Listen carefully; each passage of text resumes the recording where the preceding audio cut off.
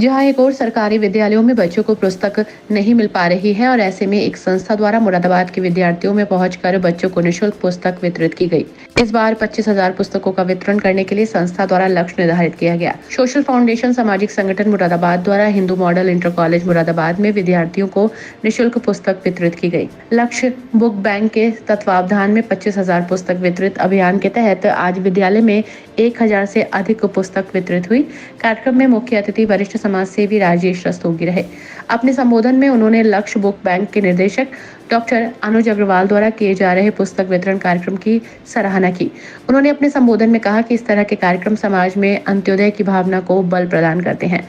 शिक्षा, संस्कृति और साहित्य से जुड़े आयोजन न केवल समाज को नवोन्मुखी विचारधारा को प्रेरित करते हैं अपितु विद्यार्थियों के सर्वांगीण विकास में भी सहायक सिद्ध होते हैं। लक्ष्य बुक बैंक के निदेशक डॉक्टर अनुज अग्रवाल ने कहा कि उनके फाउंडेशन द्वारा गत वर्षों से ये कार्यक्रम चलाया जा रहा है। समाज के विभिन्न वर्गों के ऐसे बच्चों को ये पुस्तक वितरित की जा रही है जो आर्थिक रूप से संपन्न नहीं है, या उन विद्यालयों तक ये पुस्तक पहुंचाई जा रही है जहां तक सरकारी पुस्तक नहीं पहुंच पाई।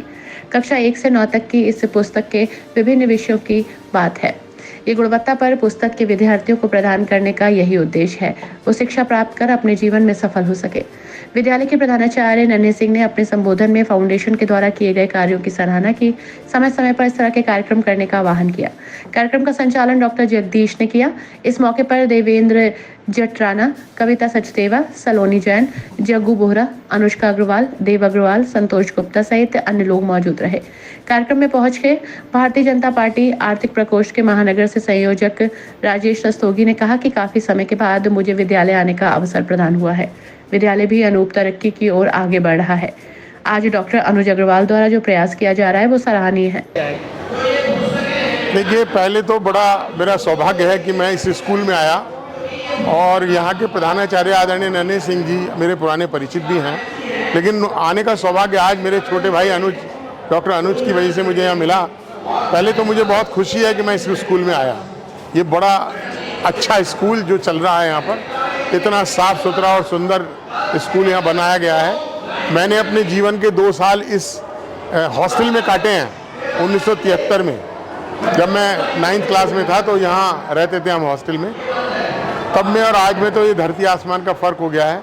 ये जो डॉक्टर अनुज अग्रवाल जी का प्रयास है, देखिए वो खुद एक शिक्षक हैं, गुरु हैं, शिक्षा का दान देते हैं और अब ये स्कूलों में बच्चों को किताबें बांट के जो ये शिक्षा का और बड़ा दान दे रहे हैं, इसके लिए मैं इनको साधुवाद देता हूँ, प्रणाम करता हूँ कि प्रभु श्री राम इन्हें इसी तरह से अपना आशीर्वाद बनाए रखें।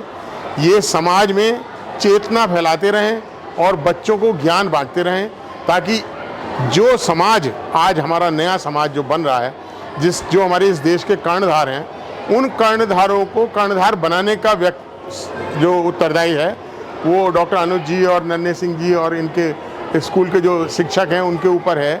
ये लोग बच्चों को अच्छी शिक्षा दे रहे हैं, आगे और अच्छी शिक्षा दें। जो भी इस समाज के लिए उत्थान के लिए किया जा सकता है वो किया जाना चाहिए।